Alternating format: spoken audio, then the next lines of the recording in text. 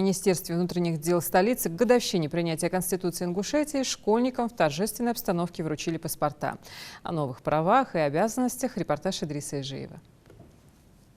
В здании МВД города Магаз собрались отличники учебы, активисты и, конечно же, преподаватели, которые пришли разделить радость торжественного момента. Сотрудники МВД рассказали ребятам о главном документе гражданина Российской Федерации. Пояснили, что с получением паспорта появляются новые права и обязанности, за которые они будут нести ответственность самостоятельно. Мероприятие приурочили к памятной дате нашей республики. Мероприятие было приурочено к Дню Конституции Республики Ингушетия, так как Конституция Республики Ингушетия принята в 1994 году, 27 февраля, и мы решили в этот день устроить вот такое торжественное мероприятие. И вот самый запоминающийся и волнительный момент – вручение паспорта гражданина Российской Федерации. Главный документ ребята получили из рук заместителя министра МВД по Республике Ингушетия Василия Пономарева.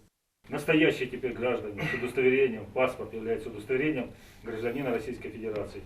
Хочу вам сказать, что у вас теперь как прав больше появляется, так и ответственности.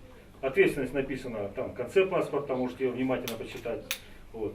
Но хочу вас поздравить, что это у вас получается первый документ, с которым вы всю жизнь теперь будете жить. Он вам везде нужен.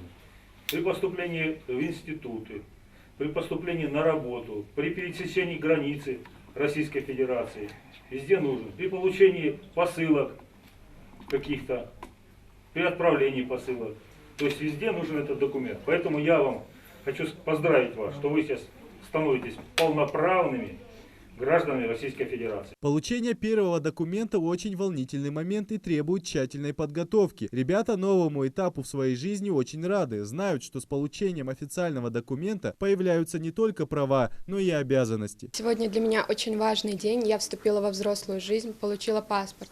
Я хотела бы поблагодарить всех, кто организовал это мероприятие. Теперь я полноценный гражданин Российской Федерации. Получила свой первый официальный документ.